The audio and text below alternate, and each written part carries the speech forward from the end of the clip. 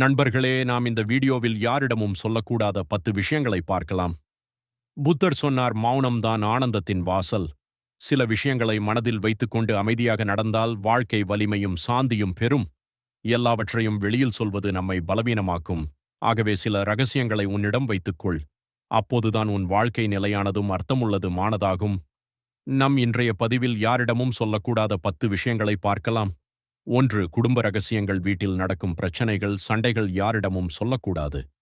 ஒரு சீடன் குருவே, வீட்டில் சண்டை நடந்தால் நண்பர்களிடம் சொன்னால் மனசு லேசாகிறது.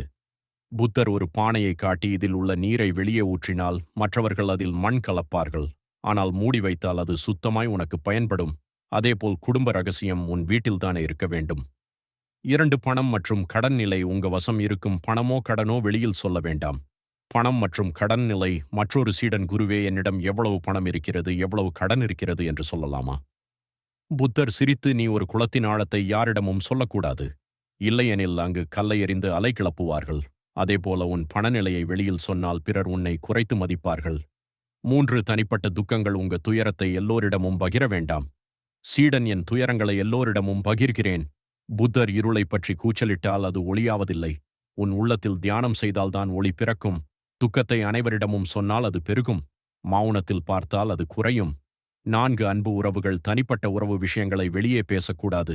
ஒரு சீடன் தனது காதல் பற்றி கூறினான். புத்தர் மொட்டை பூவை முன்னதாக பிறரிடம் காட்டினால் அது வாடிவிடும். பூவை அமைதியாக பாதுகாத்தால்தான் அது மனம் தரும். அதேபோல் உன் உறவுகளை மௌனத்தில் காப்பாற்று. 5. தன்னுடைய குறைகள். உன்னுடைய பலவீனங்களை எல்லோருக்கும் தெரியவிடாதே. சீடன், குருவே, என் பலவீனங்களை எல்லோருக்கும் சொல்கிறேன். புத்தர் காடு வழியில் பயணி தனது பலவீனத்தை காட்டினால் கல்வன் அதை பயன்படுத்துவான். அதேபோல உன் குறைகளை யாரிடமும் வெளிப்படுத்தாதே. மௌனத்தில் அதை சரி செய்தால்தான் வலிமை வரும். 6. அறிவு மற்றும் திட்டங்கள். உன் புது யோசனை திட்டங்களை எல்லோருக்கும் உடனே சொல்லாதே.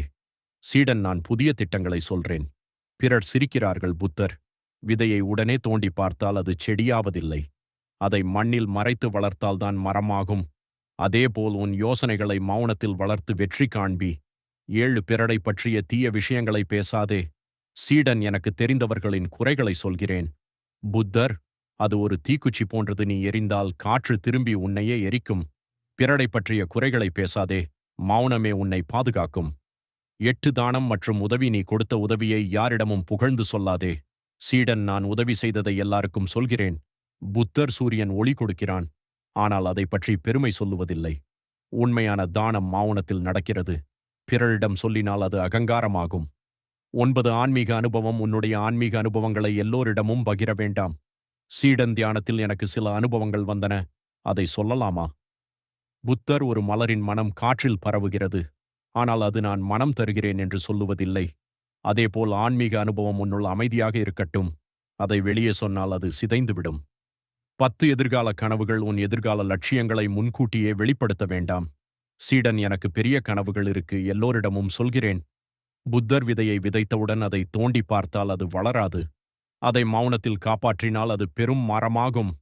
அதேபோல் உன் கனவுகளை பிறரிடம் சொல்லாமல் உழைப்பால் நிறைவேற்று. புத்தர் இறுதியில் சொன்னார், சீடர்களே, மௌனம்தான் உன் சாந்தியும் வலிமையும்.